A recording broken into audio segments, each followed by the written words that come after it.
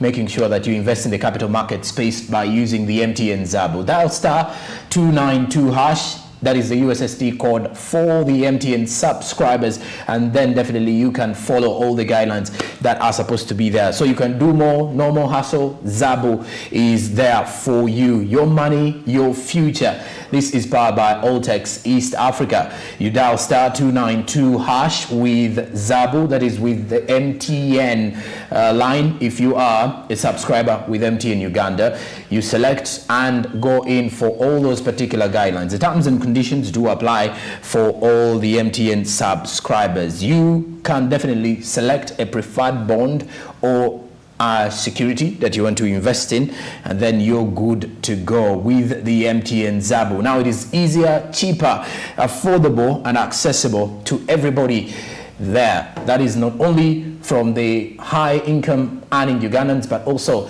to the low income earners in Uganda. Invest in securities with Zabo, powered by Altex East Africa. All right.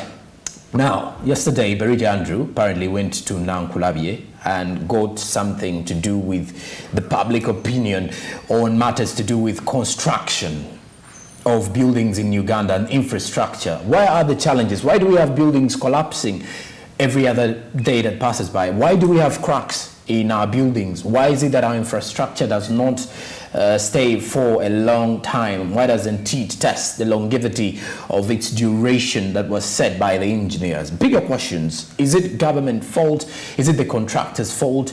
What do the people think so? This is SMB on Ground with Berija Andrew.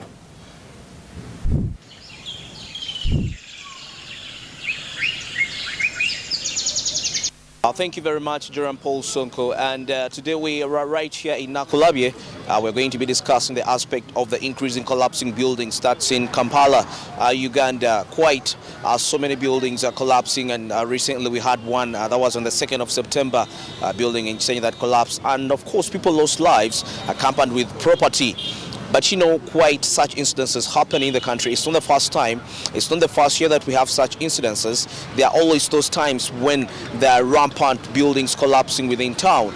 And we've seen massive losses as majority of the people lose property. Yes, life is lost, but on the other side of the business aspect, massive property is lost. But also, when we talk about the property being lost, we also look at the aspect of the person that has invested money into putting up that building together. So today, we want to get the opinion of the common person regarding why do they think buildings collapse and what should government do to ensure that this is reduced. Recently, we had the National Construction Review Board checking over the Lotus Towers, trying to review their constructions, as when you see the pillars of that particular building, there are cracks already coming into there, which is quite a threat.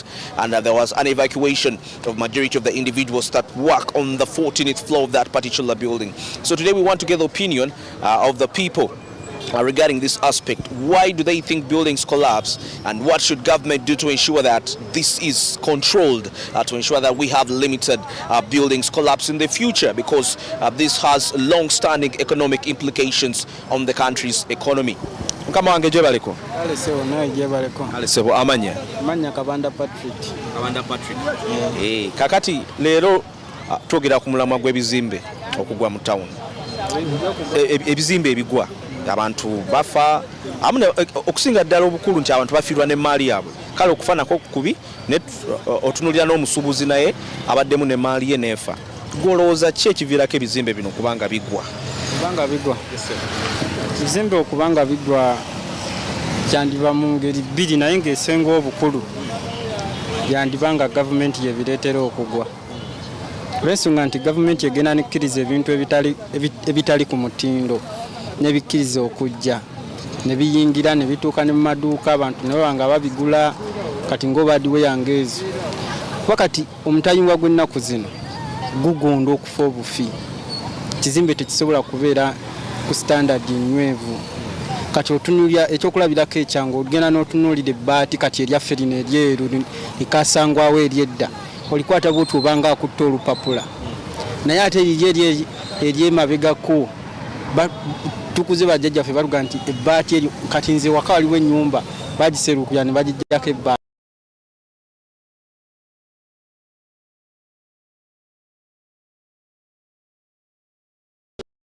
naye nalikwata bwenti nga mpuyiya ddala nti nkutte bati naye nga ate kadde naye nga nti bati baliseesa ni taata wange tannazaalibwa naye nga ndikwatako mpulira nga kintu kyamaanyi naye ate ng'ennaku zino ndikwatako ndikola webati nga lwanga akutte ekipapula kakyawunza ogw'omusango nguteeka ku gavumenti sijja kuguteeka ku bayinginiya kale yadde bayinginiya oluusi bayinza okuba nga oba babba ku seminti naye ate ne seminti kati w'ennaku zino naye takyali gundi ng'oli ogw'omusango nze nguteeka ku gavumenti yereetera abantu okufa n'okufiirwa emmaali yaabwe. Kati kiki olina okukola okulaba nga kino ekintu kikendera magezi ki g'ogiwa? Genyinza okuwaawo gavumenti eteeke nnyo amaanyi ku bintu ebiyingira mu Uganda muno omwaffe tubeere nga tufuna ebintu ebiri ddala ku mutindo okitegeera. Gavumenti eyongeremu kukaawa amaanyi kuba ebintu bingi nnyo ebiyingira muno ebitali ku mutindo kuba oyinza okugenda okugula ne bakulaga nti gyonna mitayimbwa ate nga gyonna sayizi y'emu bagamba guno ojja kugula kangeze emitwalo 2 naye ate guno gwagwemu 8 n'obuuza ate enjawulo kyeriwo ng'ate gyonna onguza sayizi y'emu n'atunda takubuulira okitegeera okujjako ayinza okukubulizabuliza mu kampani naga eno kampani gundi n'eno kampani gundi kwega naffe abagula ne tufunamu okubuzibwabuzibwa oba okitegeera kati awo era kiraga nti guneno ogumu teguli ku mutindo guno oba gwe gulinga ogutuukiriramu ku mutindo kati bwe kityo naye singa gavumenti ekkiriza ebintu ebiyingira mu Uganda ebiba nga biri ku mutindo nga gwe gwennyini sisuubira bizimbe kugwa kuba bayinginiya kyemmanyi bayinginiya balungi kuba teri yinginiya akola kintu ng'ayagala kuvumaganya linnya lye kuba bw'avumaganya erinnya lye kitegeeza enkya tajja kukola. Ogwo omusango nze nguteeka ku gavumenti. Okay, very interesting opinions right here, and why do buildings collapse in town? And he has mentioned something that it's not necessarily the engineers, but the blame is being shifted to the government simply because, I think, let me pass here. Yes, the blame is being put on the government to ensure that they don't limit on the importation of commodities that come into the country, and majority of these are quite not on standard. Sebo jebaleko. Kale sebo nawe jebaleko. Kale sebo amanyi. Talemwa Derek. Talemwa David. Ebizimbe bingi bigwa mu Kampala ensanje zino. Abasubuzi bafiire mu maali era bangi bavuddeyo okwemulugunya ku nsonga eno. Gwe olowooza lwaki ebizimbe mu Kampala bigwa? Ebizimbe lwaki mu Kampala bigwa? Abamu material gwe bakozesa abatawera nga lesho gye bapima nga nfu. Mostly nga osanga siminti nga bakozesa siminti nga duplicate oluusi osanga ng'omusenyi batawula mungi nga mayenya mangi kati osanga ng'oluusi ekyo kiviirako ebizimbe okugwa kyekyo bosi wange. Kati magezi kigobawa magezi gembambawa nga nze amagezi gembambawa bwe baba bazimba baba balina okukozesa lesho nga okuzimba ekizimbe nga kigumu nga tekijawanga ebbanga ddene baba balina okukozesa lesho nga mala nga siminti kyekyo omusenyi nga gumala n'amayinja nga geego kati ekyo n'emitayimbwa akyo abamu bazimbisa emitayimbwa nga mu kifo ky'okuzimbisa 16 ne bazimbisa obutayimbwa buno obutono nnyo kukekereza ssente kyokka nga bye bagaga kati abo baba balina ozimbisa ebintu ebigumu emitayimbwa egimala omusenyi ogumala lesho nga amala ne siminti nga amala bulungi tebakekereza nnyo kati ebizimbe ne biwanga ne bitakuba nnyo bantu. Nianziza nyendoze mukama wange. Very interesting opinions from the people here. Sebo jebaleko. Nawe jebale. Amanya. Nalinda Bonson. Bonson. Olumuteve ku Smart 24 TV channel ya business. Ne olwaleero twogera ku mulamu wagwo okuba nti ebizimbe bigwa. Ate tukimanyi nti we bigwa mulimu abasuubuzi ababamu ne mali zaabwe zifa. Of course n'obulamu bugenda nabo kintu kikulu nnyo. Naye kati olwaleero twagala kulaba gwe mundowoozayo. Lwaki olowooza ebizimbe bino bigwa ate magezi kigoowa bekikwatako okulaba nga ensonga eno ekendera mu ggwanga? Nze mu ndowooza yange ekireetera ebizimbe okugwa sometimes kuba kukekereza ebiseera ebisinga naye ekisobola okijjawo bulungi anti mu kukekereza olaba ebiseera ebisinga omuntu asobola kukozesa nga yinginiya okuzimba ekizimbe ate nga waliwo construction companies awo kati bw'oba okozesa construction company waliwo companies ezirina ssente nga tesobola kekereza zibala ekintu ekivaayo oba osobola ssente n'obasasula ne bakola omulimu gwo bulungi kati awo nze bekikwatako ne gavumenti yonna kale they should get clear construction companies. Yeah, that's all. Thank you so much, sir.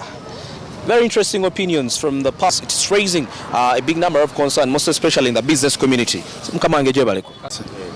Amanya sebo. Amanya nze mutya Dennis. Mr. Dennis. Twogerako ku nsonga ebizimbe ebigwa mu Kampala ekintu ekiraliikiriza Bannayuganda abasuubuza okusingira ddala.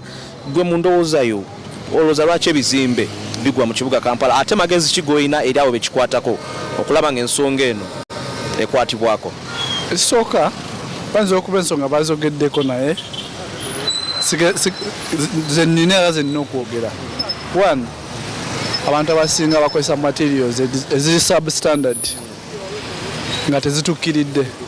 Ekyokubiri, waliyo companies ezitandise ofulumya ebintu nga bicupuli naye mukyo gavumenti yandivuddeyo neeta abakugu abasobola okukebera ebizimbe ne materials zebakozesa.